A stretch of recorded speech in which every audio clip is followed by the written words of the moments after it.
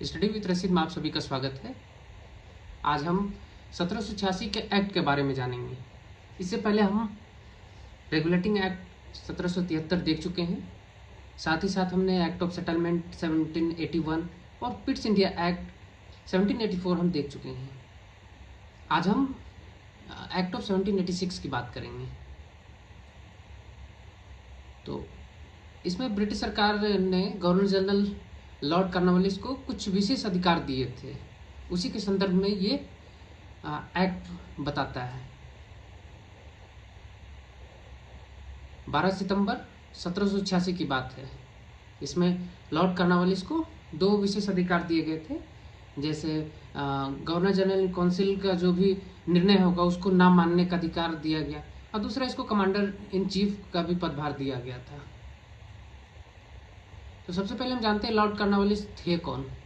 तो Lord Cornwallis एक British सेना के अधिकारी थे, प्रशासक थे या फिर राजनयिक थे, जिन्होंने पहली अमेरिकी स्वतंत्रता संग्राम के दौरान अपने देश की सेवा की थी। हाँ, उन्होंने अपने सैनिकों के साथ यार्क टाउन में अमेरिकियों के सामने आत्मसमर्पण कर दिया था। 1786 में उन्होंने बंगाल के गवर्नर जनरल का पद संभालने के प्रस्ताव इस शर्त पर स्वीकार किया कि उन्हें सर्वोच्च सैन्य कमान भी दी जाए, यानी कि कमांडर इन चीफ बनना चाहते थे। वह 12 सितंबर को कलकत्ता पहुंचे और कार्यभार संभाला। उनके मार्गदर्शन में कॉर्नवालिस कोड विकसित किया गया था, जिसमें ब्रिटिश भारत में नागरिक, पुलिस और न्यायपालिका प्रशासन को नियंत्रित करने के प्रावधान शामिल थे। उन्होंने हिंदियों के लिए बनारस में एक संस्कृत कॉलेज की स्थापना की, और यह आज बनारस में सरकारी संस्कृत कॉलेज है।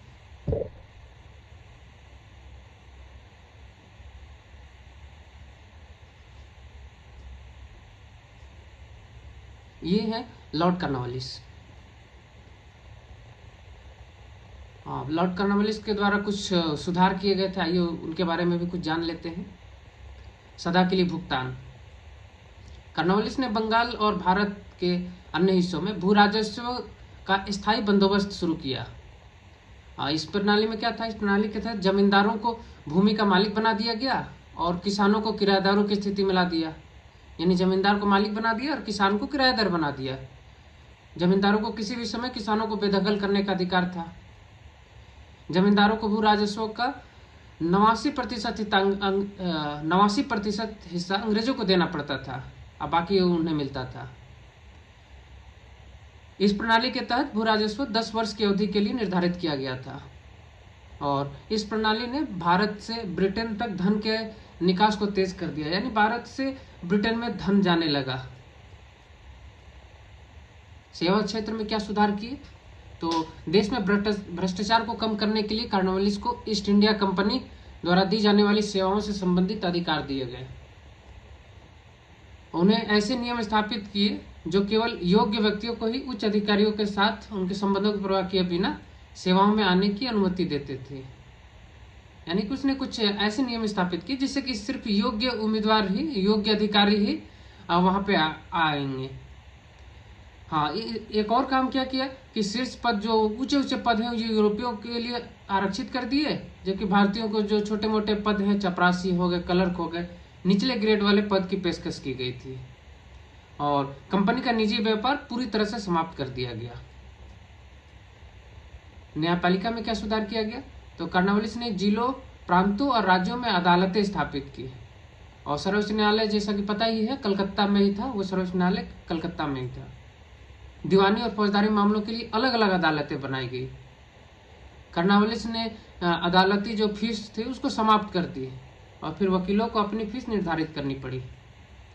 सरकारी कर्मचारियों पर उनकी गलतियों के लिए लोगों द्वारा मुकदमा चलाया जा सकता था। यानी सरकारी कर्मचारी अगर कुछ गलती करते थे तो लोगों द्वारा उस पर मुकदमा चलाया जा सकता था।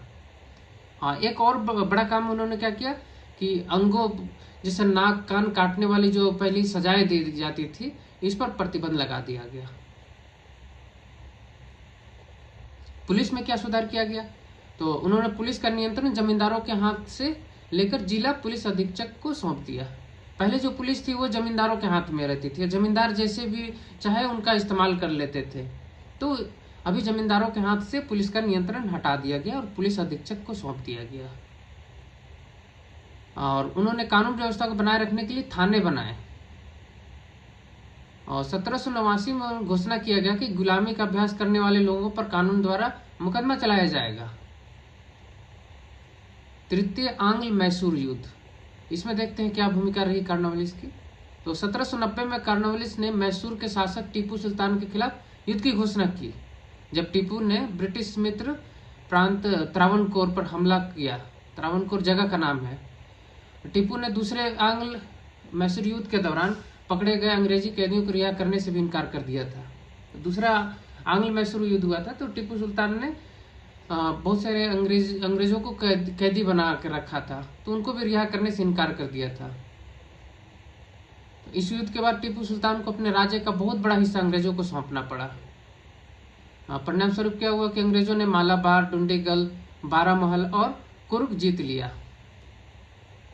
दूसरी अवधि यानी लॉर्ड कॉर्नवालिस दोबारा फिर से आएंगे। 1793 में कॉर्नवालिस इंग्लैंड लौट गए और उनकी जगह पर सर जॉन शोर ने ले ली, लेकिन वह 1805 में गवर्नर जनरल के रूप में दूसरे कार्यकाल के लिए लौटे, लेकिन इस बार उनका प्रवास सफल नहीं रहा।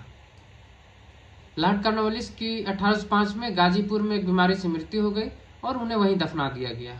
तो ये थी लॉर्ड कॉर्नवालिस के बारे में कुछ जानकारी। अब आइए देखते हैं इस एक्ट के बारे में। तो 1786 में ये एक्ट बना था जिसमें लॉर्ड कॉर्नवालिस को कुछ विशेष अधिकार दिया गया था, तो उन्हीं के संदर्भ में ये एक्ट आया है।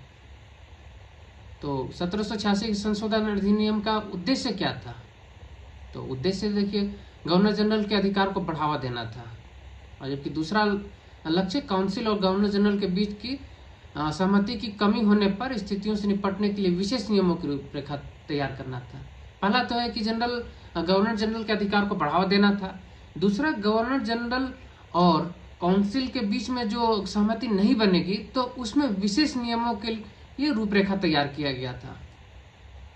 तो देखते हैं इसमें क्या प्रावधान और क्या शक्तियां थी।